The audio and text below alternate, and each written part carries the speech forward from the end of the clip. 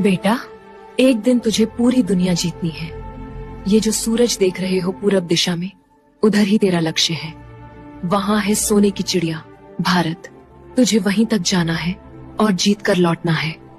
और ऐसे ही बचपन से सिकंदर को दुनिया जीतने की बातें सुनाई गई। उसकी माँ के संस्कार और गुरु अरस्तु की प्रेरणा ने उसके भीतर अटूट आत्मविश्वास और अजय बनने की आग भर दी। सिकंदर ने 22 साल की उम्र में विश्व विजय का अभियान शुरू किया। मेरे जांबाज सिपाहियों, हमारा मकसद साफ है, दुनिया जीतना। हमें भारत तक पहुंचना है और रास्ते में आने वाले हर देश को जीतते जाना है। हम तैयार हैं। और फिर शुरू हुआ सिकंदर का तूफानी सफर। मकदूनिया से निकला, फिर यूनान को जीता, फिर फारस और मध्य एशिया को रौंदता हुआ भारत की ओर बढ़ रहा था। ऐसे मानो जैसे कोई भयंकर आंधी भारत की ओर बढ़ रहा हो। उस समय भारत में मगध पर शक्तिशाली नंद वंश का राजा धनानंद शासन कर रहा था। वो विलासिता और शराब में डूबा रहता था। उसे इस आने वाले तूफान की कोई परवाह नहीं थी। उधर सिकंदर की सेना झेलम नदी के किनारे पहुंच चुकी थी। और फिर सिकंदर का सामना हुआ पंजाब के राजा पोरस से। राजा पोरस की सेना छोटी थी लेकिन हिम्मत बड़ी। अपनी मातृभूमि की रक्षा के लिए हर सैनिक जान देने को तैयार था। 326 ईसा पूर्व झेलम नदी के किनारे सिकंदर और महान योद्धा पोरस के बीच हाइडेस्पेस का युद्ध हुआ।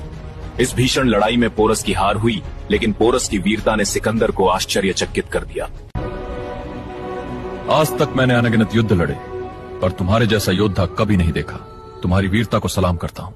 बताओ पोरस, तुम्हारे साथ क्या किया जाए? वही जो एक राजा दूसरे राजा के साथ करता है। पोरस की वीरता से प्रभावित होकर सिकंदर ने उसे जीवन दान देकर उसी की भूमि का राजा बने रहने दिया और ब्यास नदी की ओर अपनी सेना के साथ आगे बढ़ा। लेकिन इस मुलाकात ने उसके भीतर एक गहरा सवाल जगा दिया। अगर इस देश का एक पोरस इतना शक्तिशाली है तो इस धरती पर और कितने पोरस होंगे?